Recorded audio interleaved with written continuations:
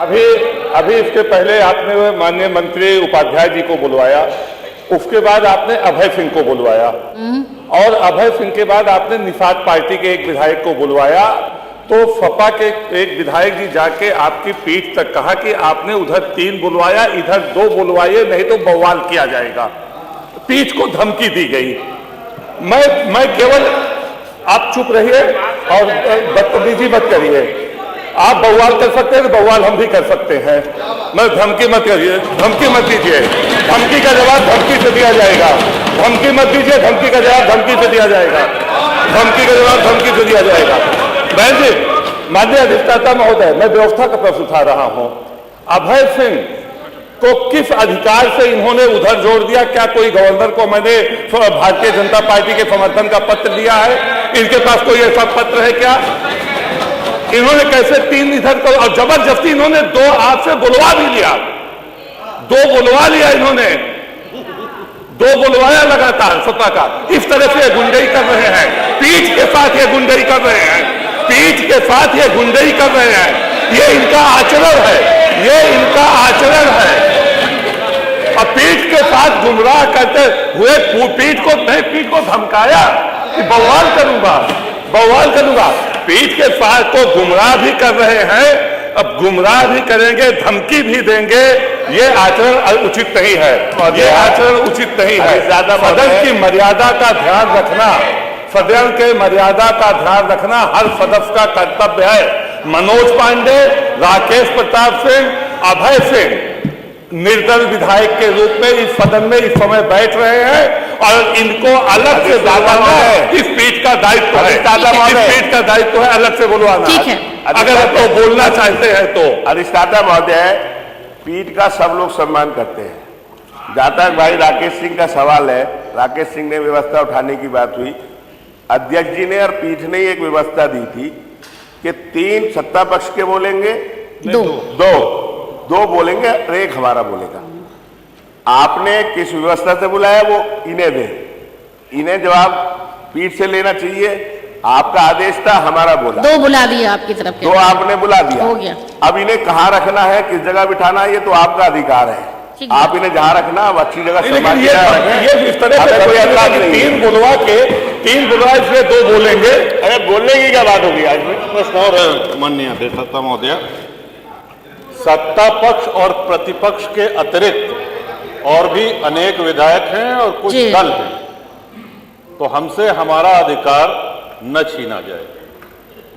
ठीक बात है। चाहे वो राकेश जी हो, चाहे अभय जी हो, मनोज जी हो, चाहे जनसत्ता दल लोकतांत्रिक, हमको आप न तो सत्ता पक्ष में गिने न विपक्ष में गिने। हम सकारात्मक विपक्ष की भूमिका निभा रहे हैं, हम कुंठित विपक्ष की भूमिका नहीं निभाते हैं।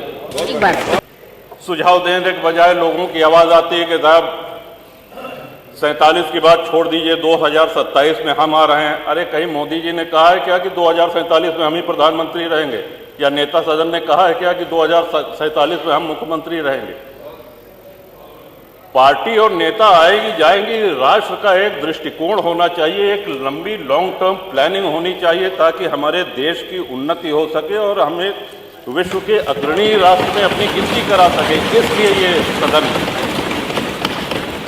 श्रीमन, आज हमारे देश के सामने सबसे बड़ा खतरा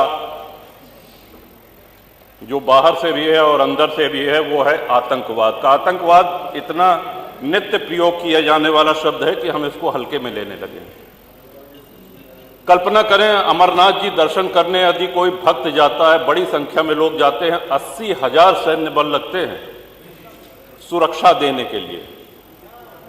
क्या हम कल्पना कर सकते हैं अगर वहां सेना और सैनिक बल न हो तो जो श्रद्धालु हैं, जो दर्शनार्थी हैं, क्या वो दर्शन कर सकते हैं?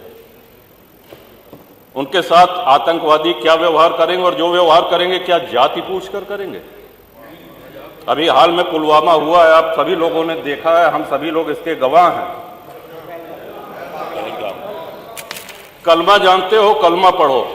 कलमा नहीं पढ़ पाए, वस्त्र उतार करके, लिंग देख करके ये निर्धारित किया गया कि ये हिंदू है और हिंदू देख करके मारा गया। वहां किसी ने जाति नहीं पूछी। किसी भी चीज का बंटवारा हो, चाहे वो घर का हो, संपत्ति का हो, व्यापार का हो, अगर आप बांटेंगे तो उसको कमजोर करेंगे। श्रीमान, भारत सबसे बड़ा विश्व का आबादी वाला देश है, सबसे बड़ा लोकतंत्र है, और इसका बहुत बड़ा श्रेय इसमें जाता है कि बहुसंख्यक हिंदू समाज यहां रहता है।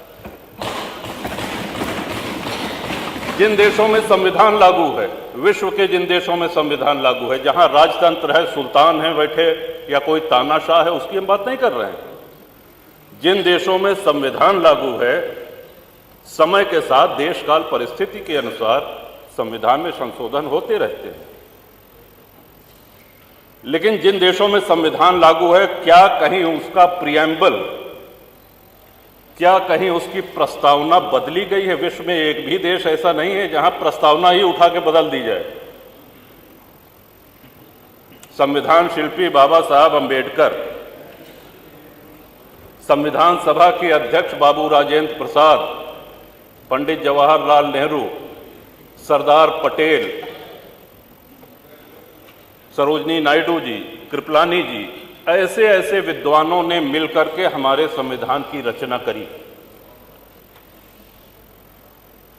और उसकी प्रस्तावना को ही 1976 में इमरजेंसी में, आपातकाल में, एक झटके में, जब देश में लोकतंत्र नहीं था, बदल दिया गया।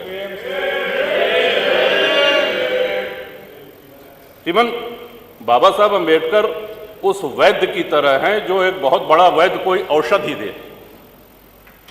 अब आप पहुंच जाइए बीच में कि नहीं साहब इनसे बड़े तो हम वैद्य हैं, इन्होंने क्या कहा, ये गर्म पानी के साथ लेना है, गर्म नहीं ठंडे दूध के साथ लो।